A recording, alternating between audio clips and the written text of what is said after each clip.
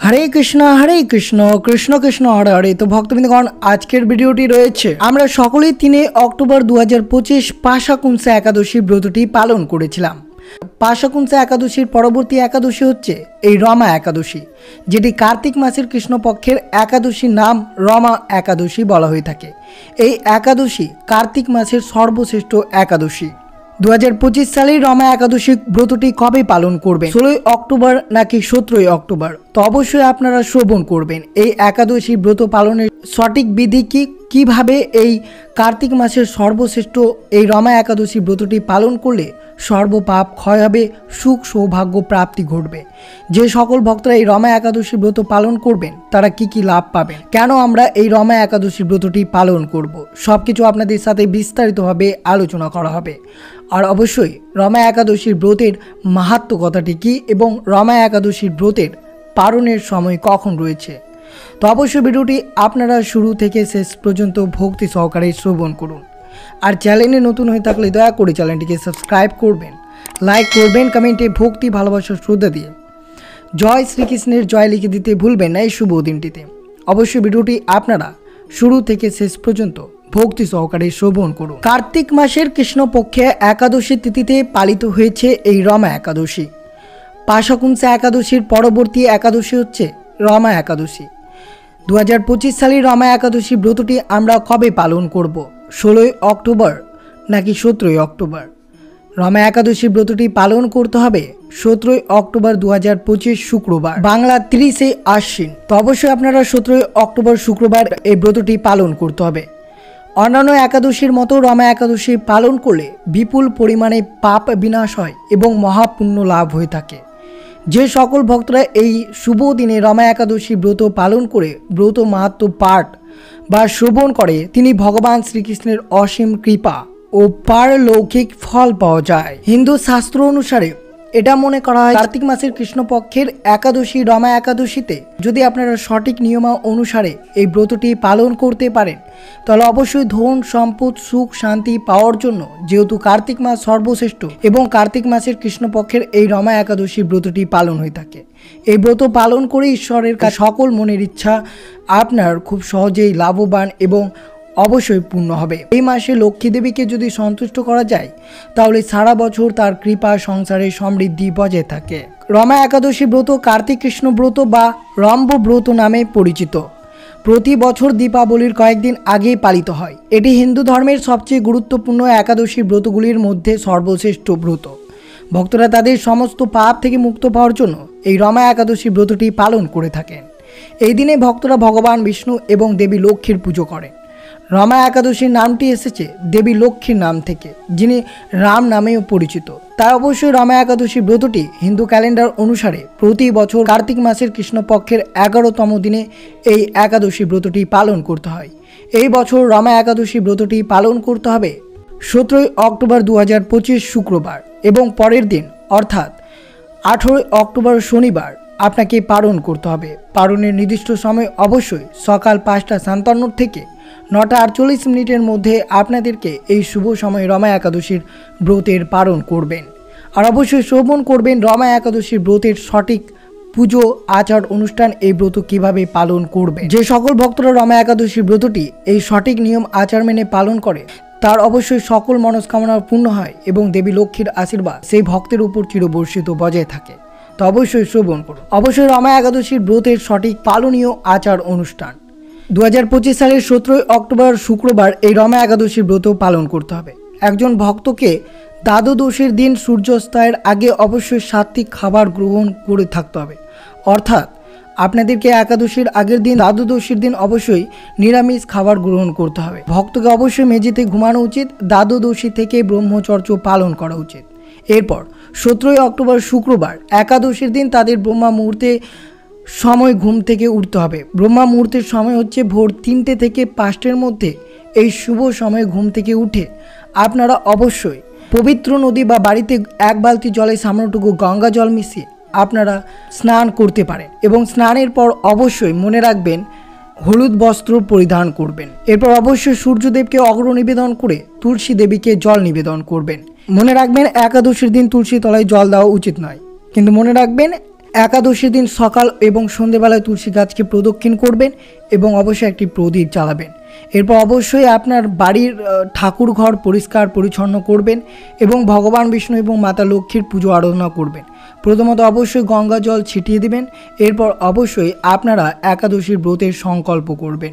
সংকল্প করে পুজো অর্চনা করবেন। পুজোয় অবশ্যই মনে রাখবেন ভগবান বিষ্ণুর জন্য হলুদ ফল হলুদ মিষ্টান্ন নিবেদন করবেন এবং তার সাথে অবশ্যই তুলসী পত্র যোগ করতে হবে।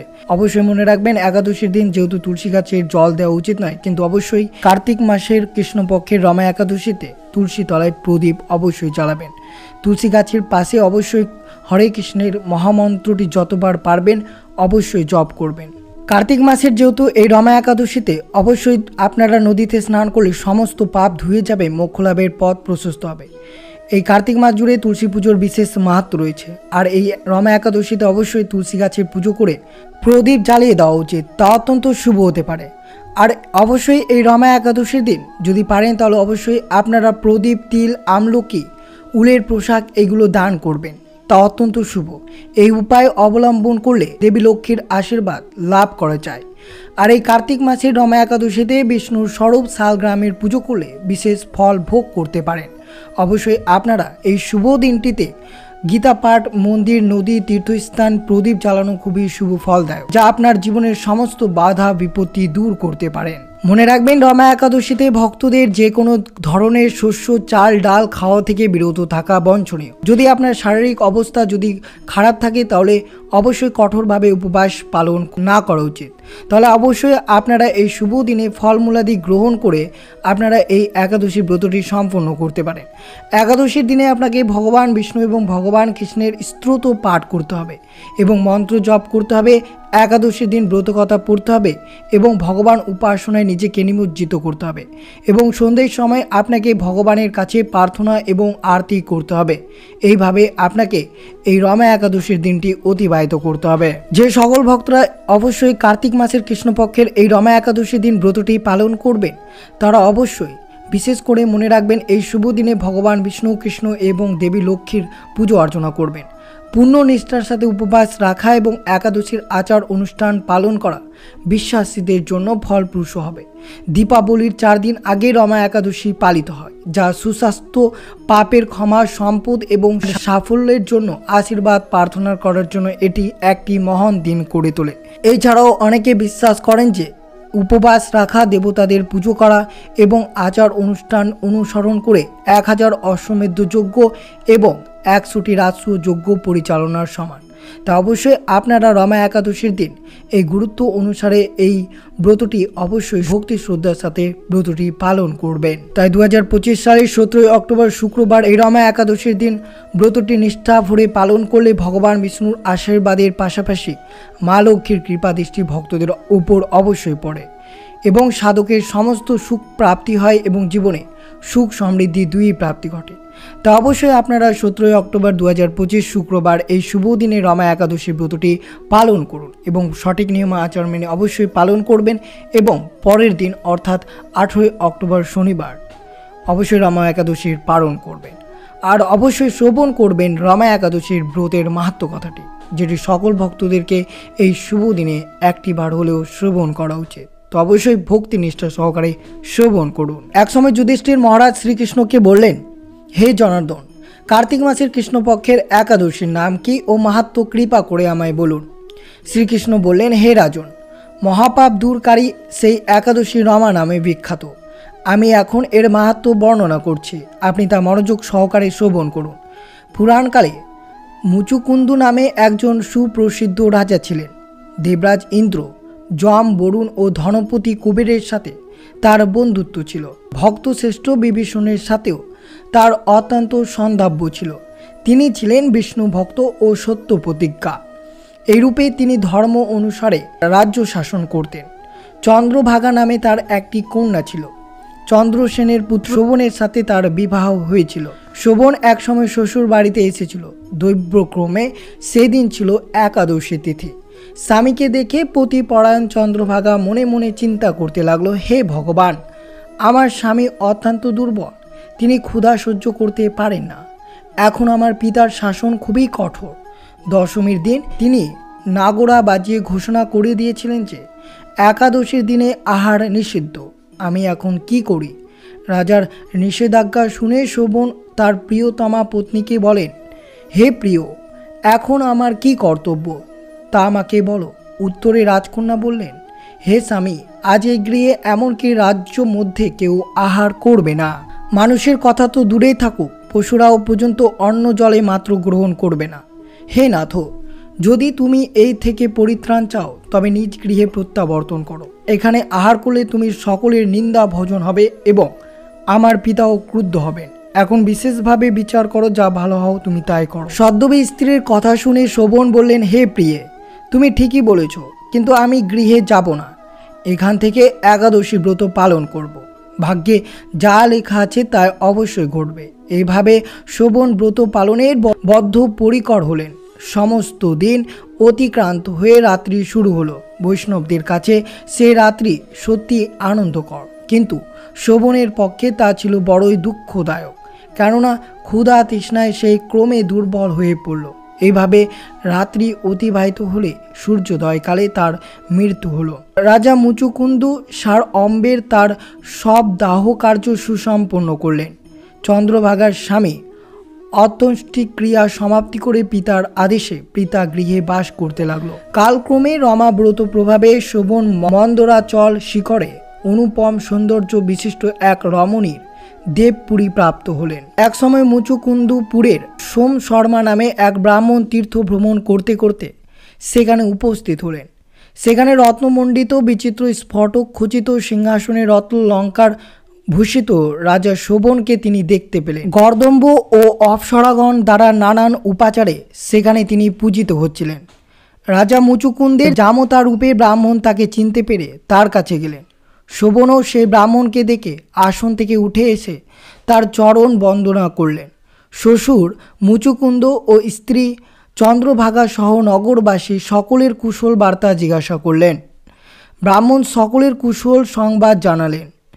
জিজ্ঞাসা করলেন, এমন বিচিত্র মনোরম স্থান কেউ কখনো দেখেনি, আপনি কিভাবে এই স্থান প্রাপ্ত করলেন তা সবিস্তারে আমার কাছে বর্ণনা করুন। শোভন বললেন, যে কার্তিক মাসের কৃষ্ণপক্ষিয়া রমা একাদশী সর্বব্রতের মধ্যে শ্রেষ্ঠ, আমি তা শ্রদ্ধা রহিত পালন করলেও তা আশ্চর্যজনক এই ফল লাভ করেছি।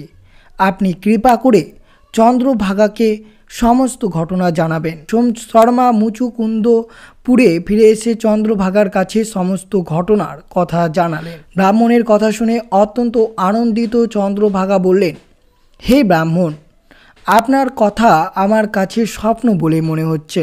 তখন সোম শর্মা বললেন, হে পুত্রী, সেখানে তোমার স্বামীকে আমি স্বয়ং স্বচক্ষে দেখেছি। অগ্নিদেবের মতো দীপ্তিমান তার নগরও দর্শন করেছে, কিন্তু তার নগর স্থির নয়। তা যাতে স্থির হয় সেই মতো কোনো উপায় করো। এইসব কথা শুনে চন্দ্রভাগা বললেন, তাকে দেখতে আমার একান্ত ইচ্ছা হচ্ছে। আমাকে এখন তার কাছে নিয়ে চলুন। আমি ব্রত পালনের পূর্ণ প্রভাবে এই নগরকে স্থির করে দেব। তখন সোম শর্মা চন্দ্রভাগাকে নিয়ে মন্দার পর্বতে বামদেবের আশ্রমে উপনীত হলেন। সেখানে ঋষির কৃপায় ও হরিবাসর ব্রত পালনের ফলে চন্দ্রভাগা দিব্য শরীরে ধারণ করল। দিব্যগতি লাভ করে নিজের স্বামীর নিকট উপস্থিত হলেন। প্রিয় পত্নীকে দেখে শোভন অতীব আনন্দিত হলেন। বহুদিন পর স্বামীর সঙ্গ লাভ করে চন্দ্রভাগা অকপটে নিজের পূর্ণ কথা জানালেন। হে প্রিয়, আজ থেকে 8 বছর আগে আমি যখন পিতৃগৃহে ছিলাম তখন থেকে এই রমা একাদশীর ব্রত নিষ্ঠা সহকারে পালন করতাম। এই পূর্ণ প্রভাবে এই নগর স্থির হবে, মহাপ্রলয় পর্যন্ত থাকবে। হে মহারাজ, মন্দরাচল পর্বতের শিখরে শোভন স্ত্রী চন্দ্রভাগা সহ দিব্য সুখে ভোগ করতে লাগলেন। পাপনাশিনী ও ভক্তি মুক্তি প্রদায়িনী রমা একাদশীর মাহাত্ম্য আপনার কাছে বর্ণনা করলাম। যিনি এই একাদশী ব্রত শোভন করেন তিনি সর্বপাপ মুক্ত হয়ে বিষ্ণু লোকে পূজিত হয়। তা অবশ্যই সকল ভক্তরা অবশ্যই 2025 সালের 17 অক্টোবর শুক্রবার এই কার্তিক মাসের সর্বশ্রেষ্ঠ একাদশী ব্রতটি পালিত হচ্ছে। তা অবশ্যই সকলেই ভক্তি নিষ্ঠার সাথে এই রমা একাদশীর ব্রতটি পালন করবেন। তো এই ছিল ভিডিওটি ভালো লাগলো অবশ্যই চ্যানেলটিকে সাবস্ক্রাইব করবেন, লাইক করবেন, কমেন্টে ভক্তি ভালোবাসা শ্রদ্ধা দিয়ে জয় শ্রীকৃষ্ণের জয় লিখে দিতে ভুলবেন না এবং ভিডিওটি আপনার আত্মীয় ভক্ত বা বন্ধুদের সাথে অবশ্যই শেয়ার করুন। সুস্থ থাকবেন, সতর্ক থাকবেন। জয় শ্রীকৃষ্ণ। রাধে রাধে।